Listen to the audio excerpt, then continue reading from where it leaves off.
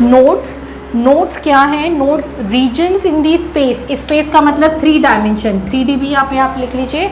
Regions in space where electron finding probability is 0, यानी कि 3 dimension में एटम के जो 3 एक्सेस हैं उनके बीच में या उन रीजन्स में, वो रीजन्स स्पेस के जहाँ पर इलेक्ट्रॉन की फाइंडिंग प्रोबेबिलिटी, इलेक्ट्रॉन के होने की संभावना 0 होती है, 3 डायमेंशन में एटम में उन प्लेसेस को नोड्स कहते हैं। मतलब कि जैसे ये एटम है, सेंटर में न्यूक्लियस है, फर्स्ट ऑर्बिट है, ये सेकंड ऑर्बिट है, थर्ड ऑर्बिट है, तो इलेक्ट्रॉन फर्स्ट ऑर्बिट में मिला, सेकंड ऑर्बिट में मिला, लेकिन फर्स्ट और सेकंड ऑर्बिट के बीच का जो स्पेस है, क्या यहाँ पर भी इलेक्ट्रॉन था या नहीं था? ऐसे ही इलेक्ट्रॉन सेकंड के बाद थर्ड ऑर्बिट में मिला, लेकिन सेकंड और थर्ड के बीच में जो स्पेस है, क्या इलेक्ट्रॉन यहाँ था? यहाँ नहीं था। तो यानी ये वो रीजन्स हो गए जहाँ पर एटम के अंदर इलेक्ट्रॉन्स नहीं मिल सकता है। तो इन रीजन्स को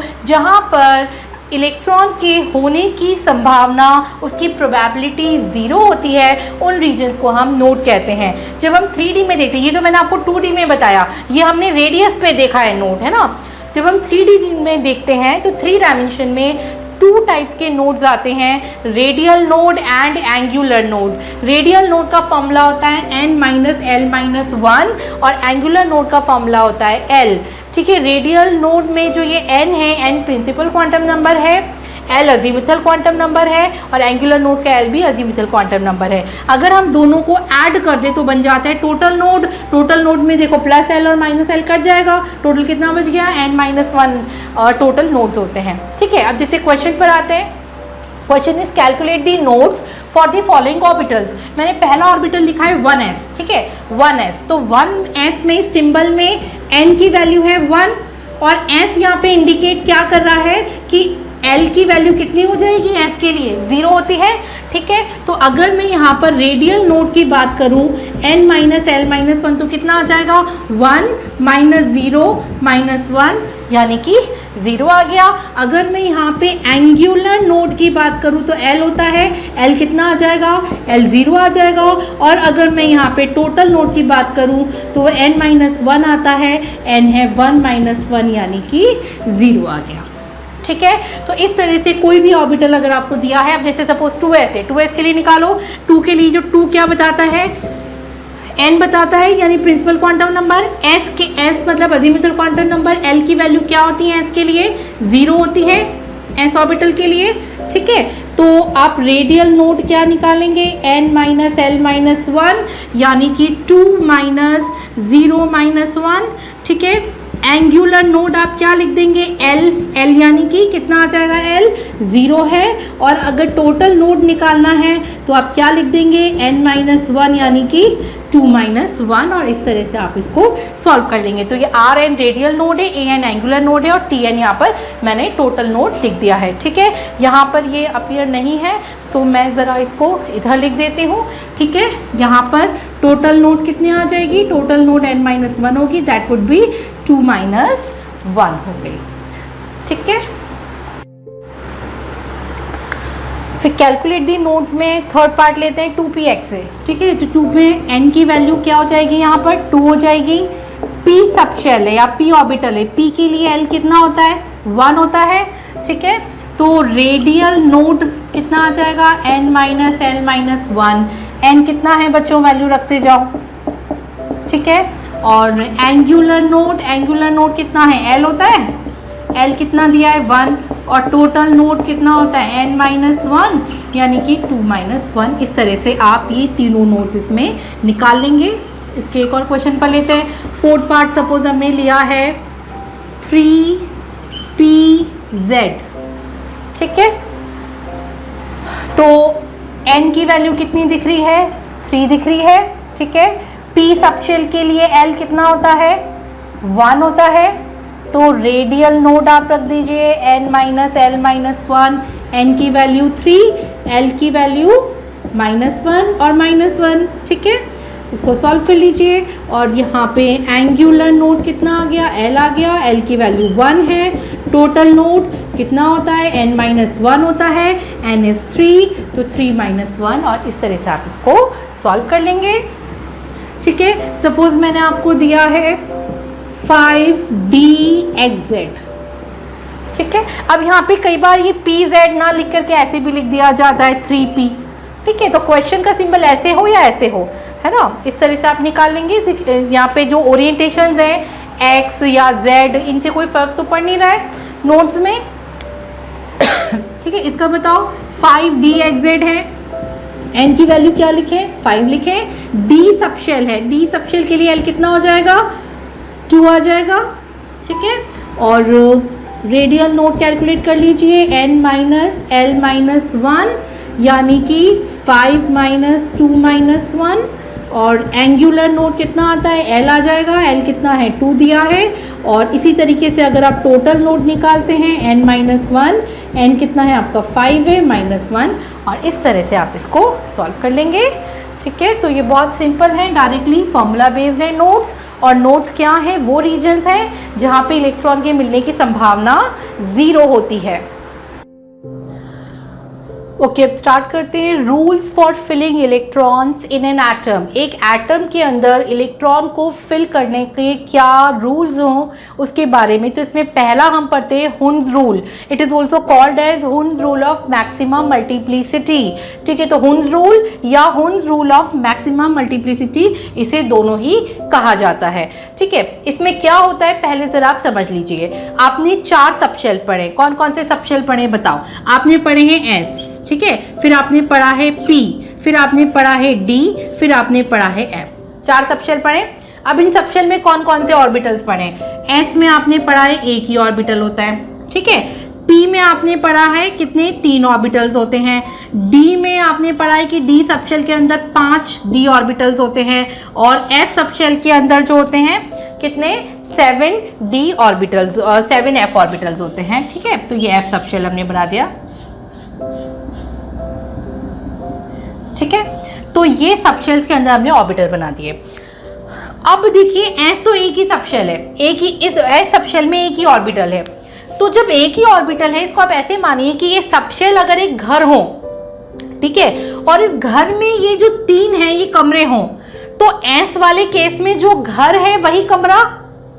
ठीक है, तो यहां पर तो ये जो वर्ड मैंने लिखा है डीजनरेट ऑर्बिटल, ये अप्लाई नहीं होता। इसलिए फिलहाल मैं S वाला जो है ये सबशेल अभी हटा रही हूं। ठीक है, यानी मुझे ऐसा घर चाहिए जिसके अंदर ज्यादा कमरे हों। ठीक है, तो जैसे P वाला है, P सबशेल है, P वाला सबशेल अगर एक घर है तो इस घर में 3 कमरे हैं, तो ये तीनों कमरे उस घर को ही बिलोंग करते ना। तो क्योंकि ये तीनों रूम्स उस हाउस को ही बिलोंग कर रहे हैं, P सबशेल को ही बिलोंग कर रहे हैं, तो इन तीनों की एनर्जी सेम है, यानी तीनों का एड्रेस सेम है। तो ये मान लो कि तीनों की एनर्जी सेम है, तो यानी इन तीनों ऑर्बिटल्स की एनर्जी सेम है। तो इन तीनों का एक नाम होता है, इन्हें कहते हैं डीजनरेट ऑर्बिटल्स।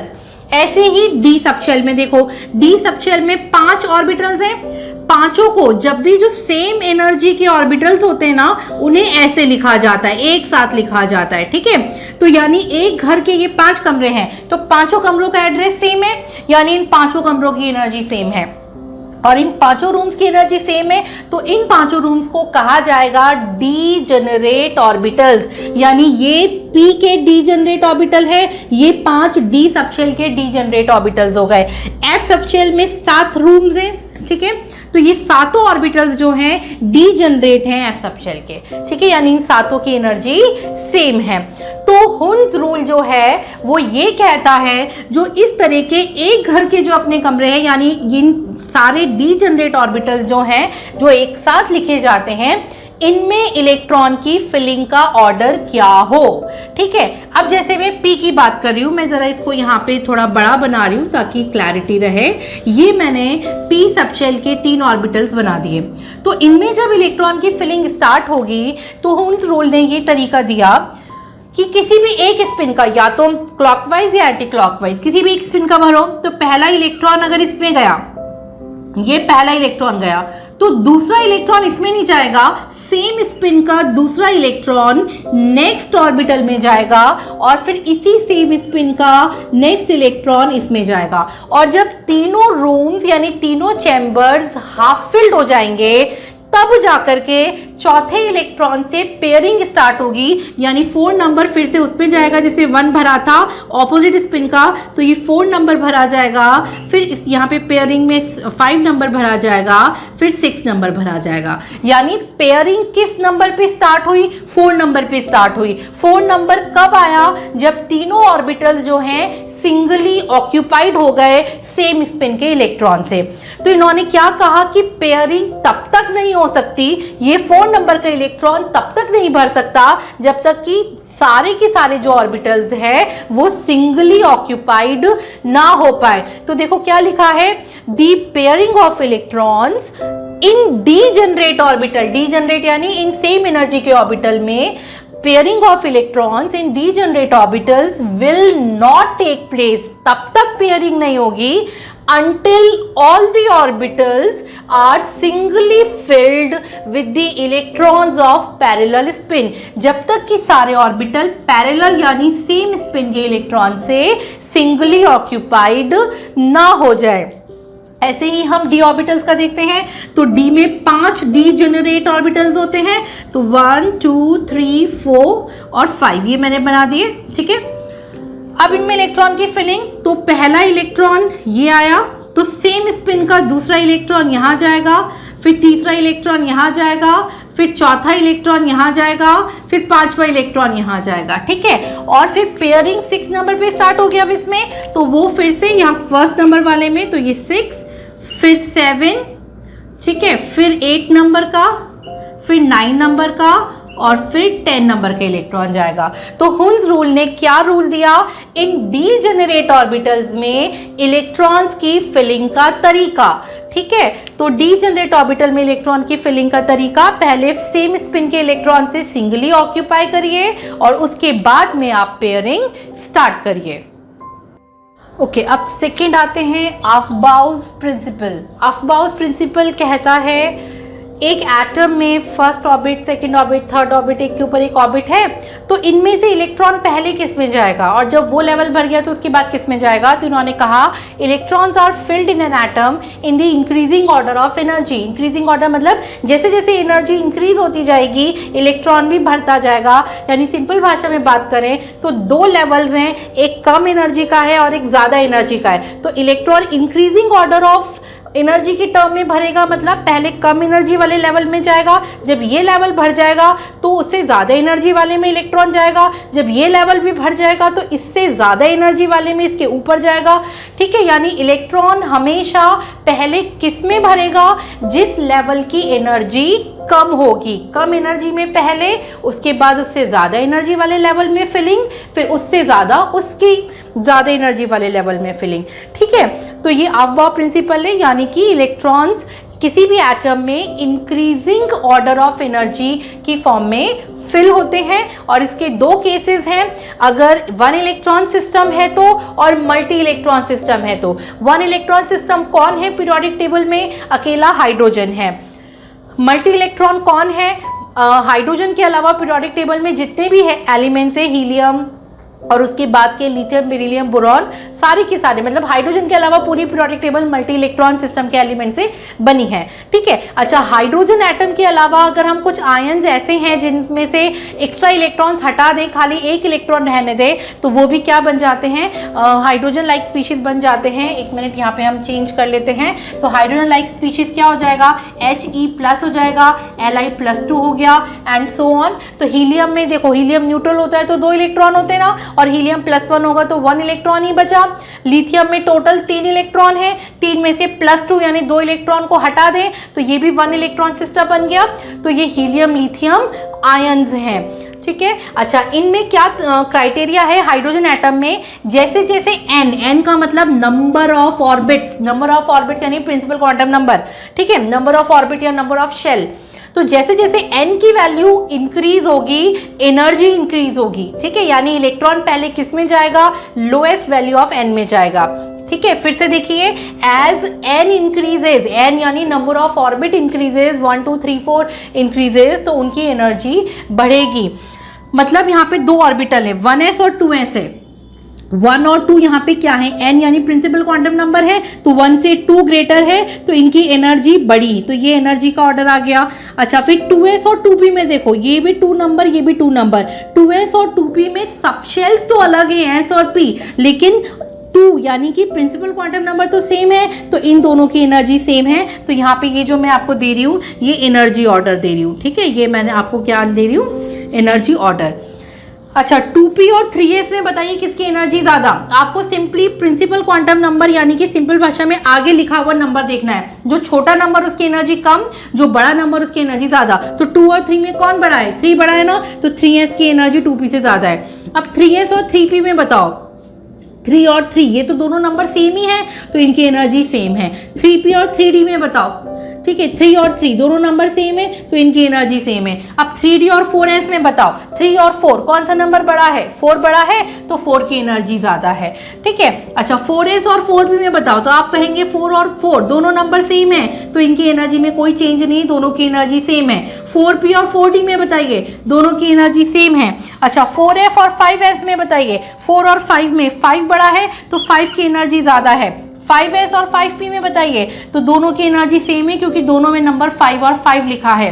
5p और 5d में एनर्जी सेम है, 5d और 6s में एनर्जी 6s की ज़्यादा है। यानी सिंपली जो आगे नंबर लिखा है वो ऑर्बिट का नंबर होता है, जिसका नंबर बड़ा उसकी एनर्जी ज़्यादा, जिसका नंबर सेम उसकी एनर्जी भी सेम। तो यानी इलेक्ट्रॉन पहले 1s में जाएगा, फिर मतलब फर्स्ट ऑर्बिट में जाएगा, फिर यहाँ पे सेकेंड ऑर्बिट में भरेगा, फिर थर्ड ऑर्बिट में भरेगा, फिर फोर्थ ऑर्बिट में भरेगा, फिर फिफ्थ ऑर्बिट में भरेगा, और उसके बाद सिक्स्थ ऑर्बिट में भरेगा, ठीक है। तो इलेक्ट्रॉन पहले फर्स्ट सेकेंड थर्ड फोर्थ इस तरीके से एटम के अंदर भरता जाएगा, ठीक है। तो ये 1 इलेक्ट्रॉन सिस्टम पर एप्लीकेबल है, यानी यहाँ पर s p d इस तरह का कोई डिफरेंट एनर्जी लेवल नहीं होते हैं, ये सब एक ही एनर्जी पर प्रेजेंट होते हैं, ठीक है।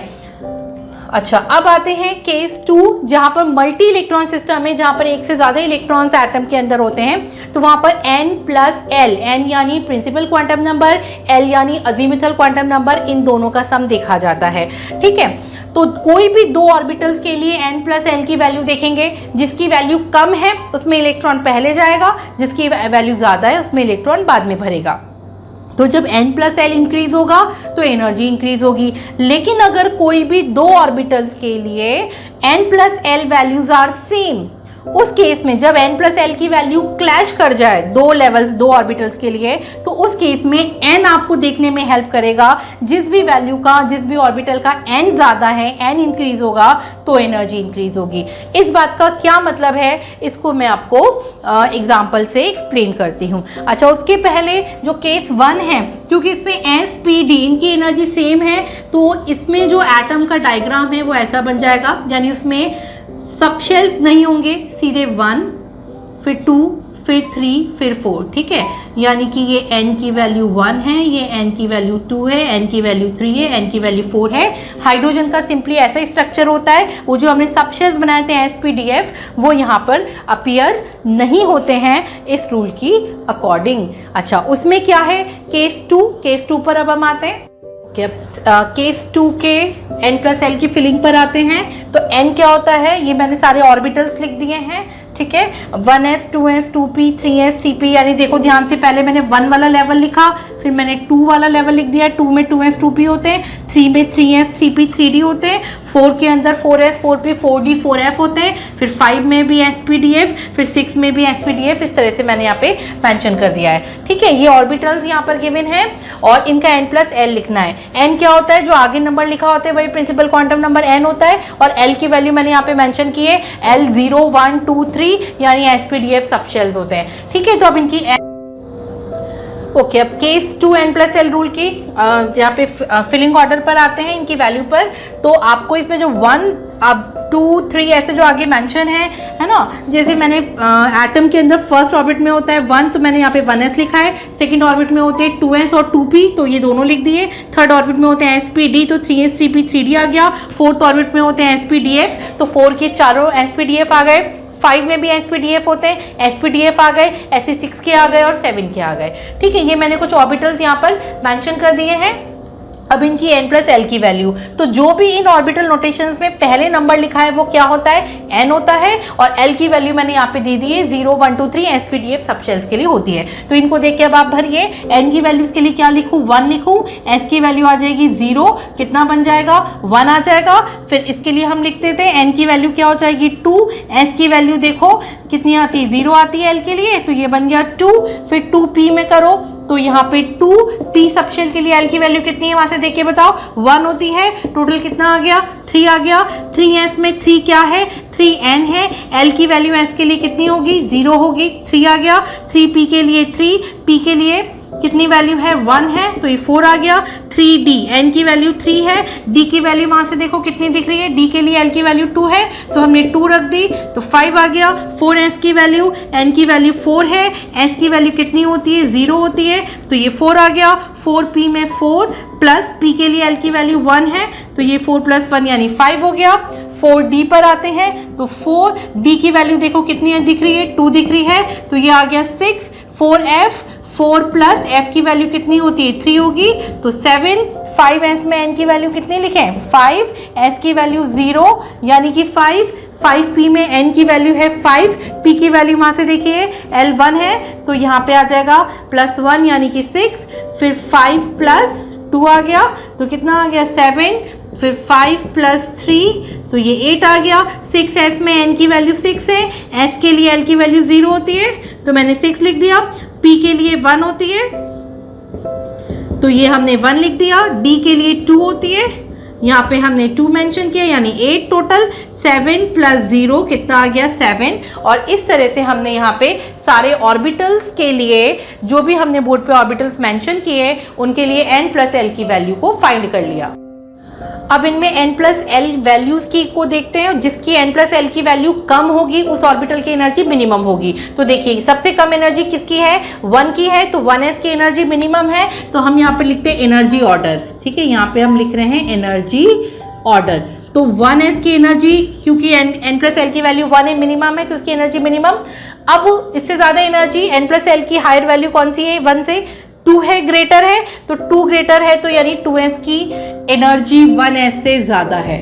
अब ये बताओ n+l की 1 और 2 के बाद नेक्स्ट वैल्यू कौन सी है, 3 है। 3 क्लैश कर रही है, 3 इन 2 ऑर्बिटल्स के लिए अप्लाई हो रही है। तो जब n+l की वैल्यू सेम होती है तो हम फिर कैसे डिसाइड करते हैं इनकी n की वैल्यू। जिस ऑर्बिटल की n की वैल्यू छोटी होगी उसकी एनर्जी कम होगी, जिसकी n की वैल्यू ज़्यादा होगी उसकी एनर्जी ज़्यादा होगी। तो कम वैल्यू 2 है, यानी कि 2p की एनर्जी कम होगी, और 2p से ज़्यादा किसकी होगी, 3s की होगी। ठीक है, तो ये 3 आ गया। अब n+l की नेक्स्ट वैल्यू को देखिए, तो नेक्स्ट वैल्यू जो है वो कौन सी है, 4 है। 4 इन 2 में है, ये 4 है और ये 4 है। 4 की वैल्यू क्लैश कर गई। जब 4 क्लैश कर गया तो आप इसकी n, दोनों की n की वैल्यू को देख लीजिए, एक की 3 है, एक की 4 है। जिसकी 3 है उसकी एनर्जी कम, जिसकी 4 है उसकी ज़्यादा। तो क्या लिखा जाएगा, 3p,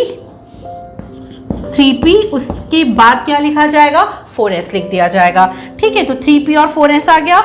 अब देखते हैं 5 वाली वैल्यू को। तो 5 यहाँ पे 3 है, 5 आ जाएगा, ये 5 है, ये 5 है और ये 5 है, 3 5 है। अब 3 जब 5 वैल्यू क्लैश कर गई तो यहाँ पे इनके ऑर्बिटल्स की जो n की वैल्यू है, सॉरी इनकी जो n की वैल्यू है आप उनको देख लीजिए, जिसका n मिनिमम उसकी एनर्जी कम, यानी कि अब आप क्या लिखेंगे, आप लिखेंगे इसके बाद में 3d, आप लिखेंगे 3d के बाद में आप क्या लिख देंगे, नेक्स्ट वाली वैल्यू कौन सी है, 4p, और उससे हायर एनर्जी का जो ऑर्बिटल है वो कौन सा हो जाएगा, 5s हो गया। ठीक है, ओके। 5 के बाद जो नेक्स्ट हायर वैल्यू है वो 6 है, तो हम इसे मार्क कर देते हैं, ये 6 है, यहाँ पर 6 है, यहाँ पर 3 जगह पर 6 क्लैश हुआ है। जब 3 वैल्यू n+l की वैल्यू 6 है तो इनकी n की वैल्यू देखो, यहाँ पर 4 है, यहाँ 5 है और यहाँ पे 6 है। तो ऑर्बिटल्स का एनर्जी ऑर्डर इस ऑर्डर में आएगा, यानी पहले आप क्या लिखेंगे, पहले आप लिखेंगे 4d से ज़्यादा 5p, और 5p से ज़्यादा कौन सी हो गई, 6s। ठीक है, ये 6s। अब 6 की वैल्यू डन। अब 7 की वैल्यू पर आते हैं। तो 7 की वैल्यू देखिए, ये एक 7 की वैल्यू है, ये नेक्स्ट 7 की वैल्यू है, ये नेक्स्ट वैल्यू है और ये नेक्स्ट, 4 7 की वैल्यू आ गई। जब 4 लेवल पे 7 क्लैश हो रहा है तो अगेन इनकी n की वैल्यू देख लो, ये है, फिर 6 है और फिर 7 है। ठीक है, तो 6s के बाद हम क्या भरें, 4f भर दें। 4f से ज्यादा एनर्जी 7 वाले लेवल पे किसकी है, 5d की है, 5d से ज्यादा एनर्जी 6p की है और 6p से ज्यादा एनर्जी 7s की है। ठीक है, उसके बाद 8 n प्लस l, ये 8 है और ये 8 है। ठीक है, तो इनमें भी 8 वैल्यू क्लैश हो गई ना, तो अब 5 और 6 नंबर को देख के बोलो, तो 5f और 5f से ज्यादा किसकी हो गई, 6d। तो इस तरह से हमें ऑर्बिटल्स का एनर्जी ऑर्डर मिल गया। और ये जो ऑर्डर मिला है इलेक्ट्रो एटम के अंदर इलेक्ट्रॉन की फिलिंग इसी ऑर्डर में होती है कि पहले 1s पूरा भरा जाएगा, फिर 2s पूरा भरा जाएगा, फिर 2p लेवल भरा जाएगा, 2p के बाद 3s लेवल भरा जाएगा, फिर 3p लेवल, फिर 4s लेवल, फिर 4d लेवल, फिर 4p level and so on. ठीक है, और पीरियोडिक टेबल जो है वो इसी के बेस पर डिजाइन किया गया है। यही वजह है कि जो हमने अभी इसमें किया है कॉन्फ़िगरेशन में जो हम करते हैं कि 3d जो है 4s और 4p के बीच में आता है। ठीक है, और ये कॉन्फ़िगरेशन में अभी आप जब करेंगे तो ये वाला टर्म आएगा। और इस तरह का जो फिलिंग ऑर्डर होता है इसको कहा जाता है बोरबरी स्कीम या बोरबरी फिलिंग ऑर्डर। ठीक है, इसको कहा जाता है बोरबरी फिलिंग ऑर्डर या बोरबरी स्कीम भी कहा जाता है n+l रूल को। 11th क्लास अब स्टार्ट करते हैं इलेक्ट्रॉनिक कॉन्फ़िगरेशन। और इलेक्ट्रॉनिक कॉन्फ़िगरेशन का मतलब ये होता है कि किसी भी एटम के अंदर इलेक्ट्रॉन्स की फिलिंग किस ऑर्डर में होती है, किस तरह से होती है। तो पहले मैं आपको इनका रिलेशन बता दूं। क्वांटम नंबर के बेस पर हमें एटम का ये वाला डायग्राम हमारे सामने खुल जाता है। ठीक है, जिसमें 1s है, फिर सेकंड में 2s और 2p है, फिर 3s 3p 3d है, फिर 4s 4p 4d and 4f so on. ठीक है, और ये हमारे सामने पीरियोडिक टेबल है। तो पीरियोडिक टेबल में पहले मैं आपको 10 स्टैंडर्ड तक आपने एटॉमिक नंबर 20 तक किया था, यानी कैल्शियम तक का, वो मैं यहाँ पे आपको कॉन्फ़िगरेशन बताऊंगी। ठीक है, 30 के बाद 20 के बाद वाला फिर इसके मेरे बाद के लेक्चर में लेते हैं। तो पहले हम यहाँ तक का डील कर रहे हैं। तो इसमें आप देखिए पीरियोडिक टेबल का ये फ्रेमवर्क मैंने बनाया जो आप लोगों ने अक्सर देखी है, कोई नई बात आप लोगों के लिए नहीं है। इसमें जो पहली 2 रोज है ठीक है, पहली जो 2 रोज हैं इन एलिमेंट में जो इलेक्ट्रॉन भरे जाएंगे they belongs to s orbitals या s सबशेल। ठीक है, पहली तो मैंने इनके ऊपर लिख दिया s। और पीरियोडिक टेबल में इस रीजन को s ब्लॉक कहा जाता है। s ब्लॉक इसलिए कहा जाता है क्योंकि इस ब्लॉक के अंदर आने वाले इलेक्ट्रॉन्स जो होते हैं, एलिमेंट्स के जो इलेक्ट्रॉन्स होते हैं वो हमेशा s ऑर्बिटल के अंदर ही एंटर करते हैं। ठीक है, पीरियोडिक टेबल का ये वाला रीजन कहा जाता है p ब्लॉक। p ब्लॉक का मतलब होता है कि इस ब्लॉक में, इस रीजन में आने वाले जो एलिमेंट्स हैं उनके अंदर इलेक्ट्रॉन्स, आखिरी इलेक्ट्रॉन मतलब उनके इलेक्ट्रॉन्स कहाँ एंटर करेंगे, ये वाले जो 2p 3p आगे आएगा 4p p ऑर्बिटल्स के अंदर एंटर करेंगे। ठीक है, और s और p के बीच में यहाँ पे d होता है, तो d की बात मैं बाद में करूँगी। पहले मैं आपको s और p यानी एटॉमिक नंबर 20 तक बताती हूँ। ठीक है, अच्छा एक और बात, एटम की जो पहली रो है वो पीरियोडिक टेबल की पहला ये जो हॉरिजॉन्टल लाइन है, जो फर्स्ट पीरियड है पीरियोडिक टेबल का, वो एटम के फर्स्ट ऑर्बिट के कंपैरेबल है। जो पीरियोडिक टेबल का सेकंड पीरियड है, सेकंड हॉरिजॉन्टल रो है, वो एटम के सेकंड ऑर्बिट को बिलोंग करती है।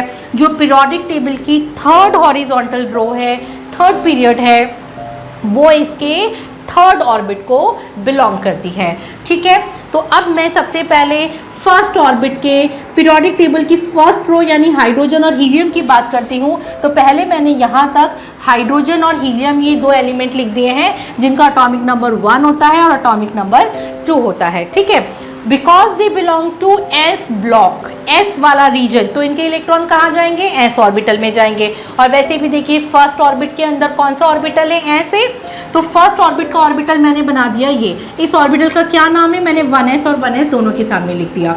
अब मैं सबसे पहले हाइड्रोजन आता है तो पहला इलेक्ट्रॉन मैं हाइड्रोजन में भर दूंगी किसी भी स्पिन का, पहले मैंने अपवर्ड स्पिन बना दिया। उसके बाद जब मैं दूसरा इलेक्ट्रॉन भरूंगी तो मैं कैसे भरूंगी, दूसरा इलेक्ट्रॉन डाउनवर्ड ऑपोजिट स्पिन का भरूंगी। ठीक है, अच्छा इस सिंबल का मतलब है 1s यानी इस ऑर्बिटल का नाम है। और जितने इलेक्ट्रॉन्स आप भरेंगे वो इसकी पावर में रखेंगे। तो इसमें एक इलेक्ट्रॉन भरा है ना, तो आपने रख दिया 1s1। इसमें 2 इलेक्ट्रॉन भर रहे हैं तो आप इसको क्या रख देंगे, 1s2 बोल देंगे। ठीक है। अच्छा, अब हाइड्रोजन हीलियम का मतलब इसका पहला रो डन। अब सेकेंड रो, पीरियोडिक टेबल की second row, second period start from lithium and finish from neon. ठीक है, फिनिश टू नियॉन। और यहाँ पर सेकेंड में 2s और 2p है, तो यानी 2s वाले इस ब्लॉक में जाएंगे और 2p वाले जो है वो इस ब्लॉक में जाएंगे। ठीक है। अच्छा, अब देखो लिथियम में, तो अब किसी भी एलिमेंट का, जैसे हम सेकंड ऑर्बिट में आ गए, सेकंड रो में आ गए, तो ऊपर वाली रो का आखिरी कॉन्फ़िगरेशन लिखा जाता है। तो इसका आखिरी कॉन्फ़िगरेशन क्या है बच्चों, 1s2 है, तो मैंने पहले 1s2 लिख दिया। उसके बाद लिथियम का स्टार्ट होगा, lithium belongs to second row, तो कॉमा 2s, लिथियम में पहले क्या आ जाएगा 2s, और 2s में कितना इलेक्ट्रॉन, 1 इलेक्ट्रॉन। और हमेशा यहाँ पे जो ऑर्बिटल बनाए आप आउटर मोस्ट रो के बनाएंगे, तो मैं यहाँ पे 2s का बना देती हूँ। ये मैंने 1s के बनाए थे, तो ये मैंने 2s का बना दिया, और 2s में कितना इलेक्ट्रॉन है, 1 है। ठीक है। अच्छा, फिर बेरिलियम पर आते हैं, तो बेरिलियम क्या रहेगा। अच्छा, एक और बात, पहले मैं ये लिख देती हूँ 1s2 तो सब में ही सेम रहेगा ना, तो मैंने 1s2 सब में लिख दिया। ठीक है, क्योंकि पहला ऑर्बिट तो सब में भरा हुआ है। और मैं ज़रा ये लाइंस कर देती हूँ ताकि हमें क्लैरिटी रहे, मिक्स ना हो।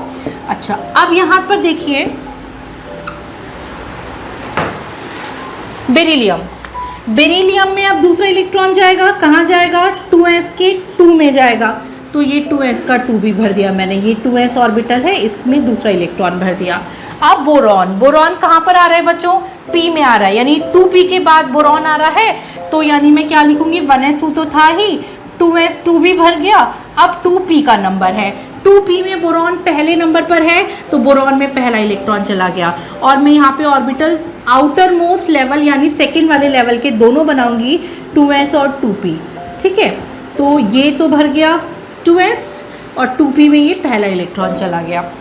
अब कार्बन, कार्बन बोरॉन के बाद है, यानी कि 2s2 तो, अच्छा 2s2 अब इन सब में रहा, ये नीचे तक जाएगा, और 2p में अब सेकेंड इलेक्ट्रॉन भरेगा। फिर नाइट्रोजन में 2p में 3 इलेक्ट्रॉन भरेगा, फिर ऑक्सीजन में 2p4 भरेगा। ठीक है, फिर फ्लोरीन में क्या भरेगा, 2s2 2p5 भरेगा, फिर 2s2 2p6। p की कैपेसिटी 6 इलेक्ट्रॉन की होती है, तो ये 6 इलेक्ट्रॉन सबने भर दिए। इनके ऑर्बिटल डायग्राम पर आते हैं। ठीक है, तो ये देखिए मैंने यहाँ पे ये 2s का बनाया है, ये 2p का, 2 इलेक्ट्रॉन भरने हैं। कैसे भरेंगे, हुन्स रूल के अकॉर्डिंग हम अगला इलेक्ट्रॉन भी ऐसा ही हाफ फिल भरेंगे। फिर 2p3 है, तो 2p3 में देखिए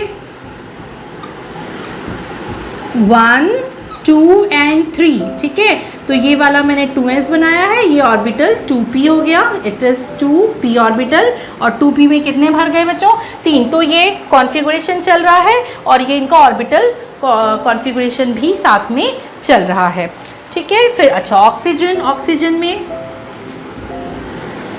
अब यहाँ पर पेयरिंग स्टार्ट होगी। ठीक है, हुन्स रूल के अकॉर्डिंग 1 2 3 हो गए, 4 नंबर से पेयरिंग स्टार्ट कर दीजिए। ये 2p ऑर्बिटल है, 2s। सेकेंड 2 वाले नंबर को हम आउटर मोस्ट शेल बोलते हैं, 1 तो अंदर वाला शेल है ना, तो यहाँ पे ऑर्बिटल खाली आउटर मोस्ट का बनाइए। ठीक है, फिर ये 2s में कितने इलेक्ट्रॉन है, यहाँ पे 2p और 2 इलेक्ट्रॉन, और 2p में कितने हैं 5, तो 3 4 और 5 ये भर गया। ठीक है, और इस तरह से नियॉन का भी बना दीजिए। ये 2s, ये तो फुलफिल्ड है, और ये आपने नियॉन का, नियॉन इनर्ट गैस है, इसका आउटर मोस्ट कॉन्फ़िगरेशन फुलफिल होता है। तो देखिए S भी अपनी पूरी कैपेसिटी पर भरा हुआ है, और P भी अपनी पूरी कैपेसिटी पर भरा हुआ है। तो इस तरह से हमने पीरियोडिक सेकेंड की सेकेंड रो यानी नियॉन तक का कॉन्फ़िगरेशन यहाँ पे कंप्लीट कर लिया, या एटम में सेकेंड रो तक की फिलिंग को हमने देख लिया। चलिए अब स्टार्ट करते हैं पीरियोडिक टेबल की third row, that is sodium, magnesium, aluminium, silicon, phosphorus, sulphur, chlorine, argon. इसके पहले हम सेकेंड ऑर्बिट नियॉन तक खत्म कर चुके हैं। तो जब भी हम कोई रो स्टार्ट करते हैं, तो उसका कॉन्फ़िगरेशन लिखने से पहले जो उसकी पहली वाली, उसकी ऊपर वाली रो है, उसकी इनर्ट गैस का सिंबल लिख देते हैं। ठीक है, तो मुझे क्योंकि सोडियम थर्ड रो को स्टार्ट करना है, सेकेंड रो नियॉन पर फिनिश होती है, तो मैंने यहाँ पे नियॉन लिखा। नियॉन के बाद सोडियम थर्ड रो में, तो थर्ड रो के लिए मैंने 3 लिखा, क्योंकि एस ब्लॉक को बिलोंग कर रहा है, एस रीजन को, तो मैंने यहाँ पे एस लिखा।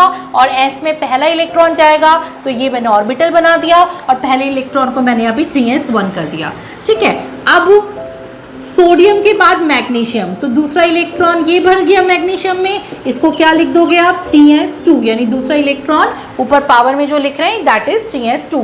अब s फुलफिल हो गया, s की कैपेसिटी 2 इलेक्ट्रॉन की होती है ना, तो जब s फुलफिल हो गया तो इलेक्ट्रॉन कहाँ जाएगा, p में जाएगा। अब p में कौन आ रहा है, p में, p ब्लॉक में एल्यूमिनियम आ रहा है यहाँ पर, तो आप 3s और 3p, 3s2 तो भरा हुआ ही है, और 3p में पहला इलेक्ट्रॉन जाएगा। तो ये थर्ड यानी जो आउटर मोस्ट लेवल है, इनका ऑर्बिटल डायग्राम भी हम बना देते हैं। ये 3s ऑर्बिटल, ये 3p, और इसमें ये पहला इलेक्ट्रॉन चला गया। फिर सिलिकॉन, सिलिकॉन में बताओ 3s2 तो भरा हुआ है, 3p2 जाएगा। फॉस्फोरस में क्या जाएगा, 3s2 3p3 जाएगा। सल्फर में 3s2 3p4 जाएगा। ठीक है, फिर क्लोरीन में 3s2 3p5 जाएगा, और फिर आर्गन में 3s2 3p6, और इस तरीके से जो p ऑर्बिटल है वो अपनी मैक्सिमम कैपेसिटी 6 पर आ गया। ठीक है, तो अब मैं इसका ऑर्बिटल डायग्राम भी बना दूं। तो 3s2 भरा है, और होम्स रूल के अकॉर्डिंग 3p2 कैसा भरा जाएगा, इस तरह से भरा जाएगा, ये 3s है और ये 3p है। फिर यहाँ पर 3s2 और 3p3, तो 1 2 3, तो ये 3s और ये 3p हो गया। फिर यहाँ पर 3s2 3p4, होम्स रूल के अकॉर्डिंग अब पेयरिंग स्टार्ट होगी, तो 1 2 3 4 पर ये पेयरिंग स्टार्ट हो गई। ठीक है, फिर ये 3s हो गया। ठीक है, और ये 3p ऑर्बिटल, अब क्या है, p5 भरना है, 1 2 3 4 और 5 इस तरह से भर गया। फिर 3p6 यानी कि ये थर्ड ऑर्बिट जो है अपनी मैक्सिमम कैपेसिटी यानी कि इस पर आ गया। देखिए 3p6 यानी आर्गन तक जो है ये फुलफिल हो गया है ना। अब पीरियोडिक टेबल में आर्गन के बाद क्या आया, पोटेशियम और कैल्शियम आया। पोटेशियम कैल्शियम कौन से ब्लॉक को बिलोंग कर रहा है, एस ब्लॉक को बिलोंग कर रहा है। ठीक है, अच्छा लास्ट इनर्ट गैस क्या है अब, आर्गन। तो अब मैं यहाँ पे नियॉन ना लिख के क्या लिख दूंगी, आर्गन, और 4s में 1, और यहाँ पर आर्गन, और 4s में 2। ठीक है, तो अब फोर्थ यानी कि फोर्थ ऑर्बिटल 4s में बना दूँ, ये 1 इलेक्ट्रॉन, और ये मैंने 4s में बना दिया 2 इलेक्ट्रॉन। तो इस तरीके से एटॉमिक नंबर 20 यानी कि कैल्शियम तक का इलेक्ट्रॉनिक कॉन्फ़िगरेशन यानी पीरियोडिक टेबल के इस रीजन तक का इलेक्ट्रॉनिक कॉन्फ़िगरेशन हमने कर लिया। ओके, अब इलेक्ट्रॉनिक कॉन्फ़िगरेशन के उस पार्ट पर आते हैं जो 11th स्टैंडर्ड में पहली बार इंट्रोड्यूस हुआ है, वो है डी ब्लॉक का कॉन्फ़िगरेशन। ठीक है, उसके पहले ज़रा यहाँ पे देखिए, फर्स्ट रो में, ये फर्स्ट रो है पीरियोडिक टेबल का, फर्स्ट ऑर्बिट एटम की फर्स्ट रो। ठीक है, तो यहाँ पर 1s है, तो 1s के अकॉर्डिंग ये 1s, इसके लिए अभी एम्बिग्विटी बनी है, इसको यहाँ रखें। ठीक है, तो अभी मैं 1s ही लिख देती हूँ, लेकिन ये p रीजन में आता है, तो फर्स्ट में थोड़ा सा यहाँ पे एक्सेप्शनली चेंज आ जाता है। लेकिन अब सेकंड पर आते हैं, सेकंड ऑर्बिट में 2s और 2p है, तो पीरियोडिक टेबल का ये वाला जो रीजन है वो 2s कहा जाता है। ठीक है, और जो ये वाला रीजन है वो कहा जाता है 2p। ठीक, सेकंड ऑर्बिट में 2s वाला रीजन, ये 2p वाला रीजन। अब थर्ड ऑर्बिट में 3s 3p। ठीक है, तो थर्ड ऑर्बिट में ये रहा 3 नंबर रो, 3 नंबर में यहाँ पे आ गया 3s, और यहाँ पर आ जाएगा 3p, ये वाला पूरा रीजन क्या हो जाएगा, 3p हो गया। अब आप बोलेंगे कि मैम 3s 3p 3d भी तो है, तो थर्ड रो में आपने 3d तो लिखा ही नहीं, थर्ड रो में 3d भी तो होना चाहिए था, और सीधे फोर्थ रो यानी 4s आ गया, और यहाँ पे 4p आ गया। इनके बीच में जो जगह है यहाँ 3d आता है, यानी गौर करिए जो थर्ड ऑर्बिट में होना चाहिए, जो थर्ड रो में होना चाहिए 3d, वो पीरियोडिक टेबल की फोर्थ रो में बैठा है। इसका मतलब ये हो गया कि अगर मैं 4d ढूंढूंगी तो वो मुझे कहाँ मिलेगा, वो मुझे फिफ्थ रो में मिलेगा। तो ये चेंज क्यों आया, n+l रूल के अकॉर्डिंग आया। n+l रूल के अकॉर्डिंग क्या हुआ, एटम के अंदर ये वाले जो ऑर्बिट थे, ये वाले जो दो लेवल थे 4s और 3d, ये इंटरचेंज हो गए। ठीक है, यानी 3d जो नीचे होता था वो ऊपर चला गया, 4s नीचे आ गया।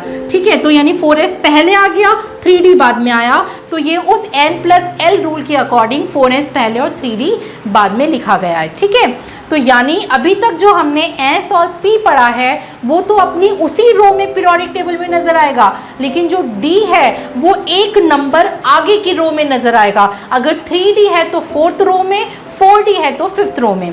फिलहाल जो आपकी NCERT 11th स्टैंडर्ड पर डील करती है वो 3D वाली रो को डील करती है। ठीक है, और 3D 4s तक का एटॉमिक नंबर 20 था, कैल्शियम 20 था ना, कैल्शियम तक हमने अभी एंड किया था।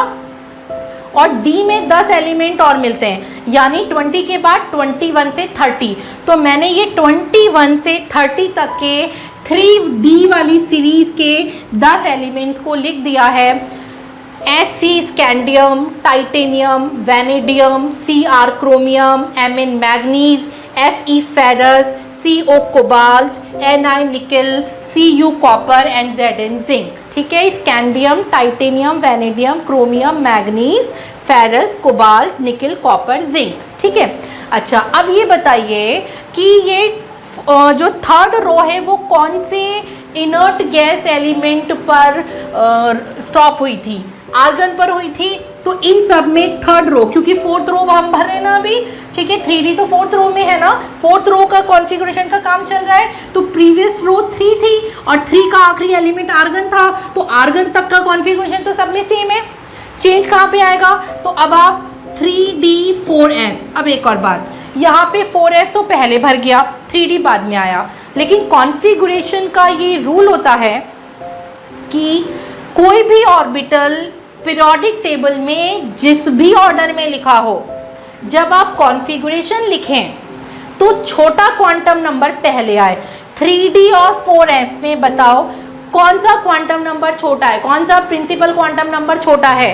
प्रिंसिपल क्वांटम नंबर छोटा होना चाहिए, 3 की 4, 3 छोटा है, तो इसलिए 3D को कॉन्फ़िगरेशन में पहले शो करिए, 4s को बाद में शो करिए। चाहे पीरियोडिक टेबल में 4s पहले बैठा है और 3D बाद में बैठा है, चाहे 4s में इलेक्ट्रॉन पहले गया है, 3D में बाद में गया है। इलेक्ट्रॉन किस में पहले गया, किस में बाद में गया, उसका ऑर्डर कुछ भी हो, कॉन्फ़िगरेशन जब भी लिखें तो छोटा नंबर पहले लिखा जाए, छोटा प्रिंसिपल क्वांटम नंबर 3 पहले लिखा जाए, बड़ा प्रिंसिपल क्वांटम नंबर 4 बाद में लिखा जाएगा। इसलिए मैंने यहाँ पे 3D 4s का ये ऑर्डर लिखा है। तो बच्चों 4s तो लेकिन भर चुका है, तो मैंने 4s में तो 2 पहले ही भर दिया। ठीक है, अब पहला इलेक्ट्रॉन 3D का स्कैंडियम में गया तो ये 3D1 आ गया। ठीक है, 4s2 तो पहले ही भर चुका है, अब ये 3D2 आ गया। वैनेडियम में, वैनेडियम तीसरे नंबर पर है, 3D3 और 4s2 तो पहले ही भर चुका है। ठीक है, क्रोमियम, क्रोमियम क्या होना चाहिए? It should be 3D4 4s2, लेकिन इसके साथ कुछ गड़बड़ हो गई। क्या गड़बड़ हो गई अभी हम देखते हैं। ऐसा होना चाहिए लेकिन इसके साथ ऐसा हुआ नहीं। मैग्नीज में सब कुछ नॉर्मल था, 3D क्या भरे मैग्नीज में? 3D5, 4s2 तो पहले ही भरा हुआ था।